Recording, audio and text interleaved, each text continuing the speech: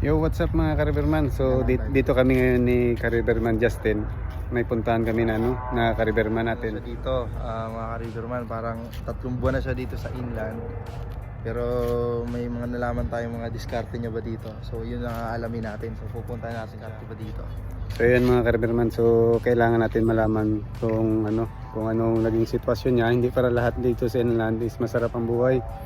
So ayon sa istorya niya, 3 buwan siya na wala nga ATM. So discover namin kung paano siya na-survive sa 3 buwan na yun nga, yung wala siyang ginagastos na pera. Paano niya ito nagawa?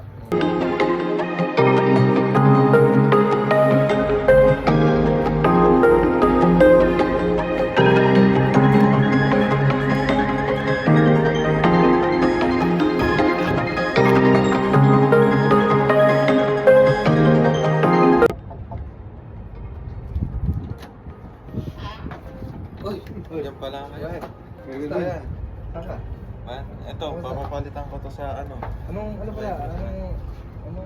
sistema dito? Naiwan mo rin yung ATM mo sa Manila. Yun nga kahit naiwan ko yung ATM ko, wala akong pera dito, pero ito yung diskarte natin. Paano ba yung diskarte na yan? Ito, papapalitan lang to dun sa grocery. Ilalagay mo lang to sa machine and papalitan nila ng pera. Ano pa yun? Lapit naman diskarte mo kasi ginagamit mo pang bilhin ng pagkain mo pag wala ka na. So hindi mo magagawa ganito. Iniipon ko sa iba, wala sa kanilang halaga to, pero sa akin, Mas mahalaga yan sa'yo kasi mahalaga sa akin to. Diskarte ba? So mamaya papakita mo sa amin kung paano diskarte para naman matutunan mga Pakita natin ko. mga ka-riverman yan kung paano dito makasurvive sa Oo. Europe kahit wala kang pera. Kahit wala akong pera, mga diskarteng ka-riverman. Ayun. 1 hour later. Eh.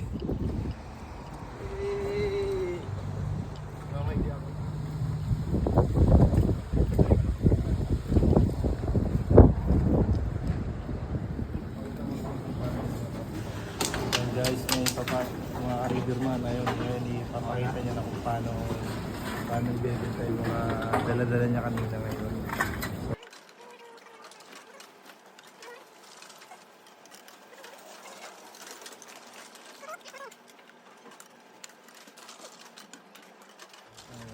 So ayun, papakita niya ngayon kung paano niya didiskartan yung basura, kung paano magiging pera.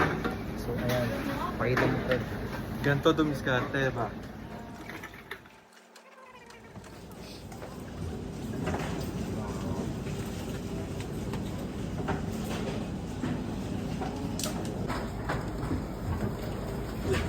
Uy. Dalawa na. So ayan mga sir, ipapakita niya na kung paano ibenta yung basura.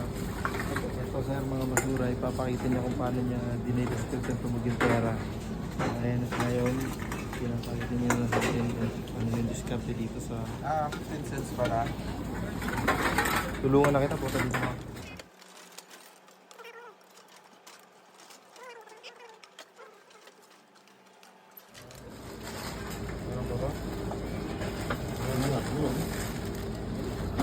Okay, tapos na tayo guys.